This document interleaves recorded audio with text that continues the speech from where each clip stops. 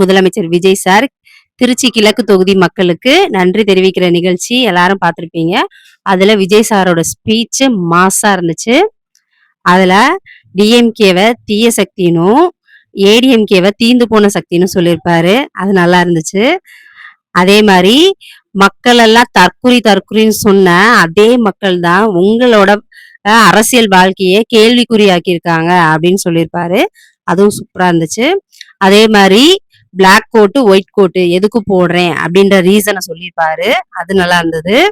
அப்புறம் இப்ப ஆட்சி பொறுப்பேற்றதுல இருந்து இப்போ வரைக்கும் என்னால முடிஞ்சதை நான் செஞ்சிருக்கேன். இதுக்கப்புறம் என்னால முடியறதெல்லாம் நான் செய்வேன் அப்படின்னு சொல்லியிருப்பாரு. தேர்தல் வாக்குறுதியில இருக்கிறதா ஒவ்வொன்றா நிறைவேற்றுவேன்னு சொல்லியிருப்பாரு. அதெல்லாம் நல்லா இருந்துச்சு. அதே மாதிரி நிகழ்ச்சி முடிஞ்சு அவரு ரோட் ஷோ மாதிரி போனாரு. அதுல மக்களுக்கு அவரு மலர் தூவி இருப்பாரு. அதெல்லாம் நல்லா மாசா இருந்தது.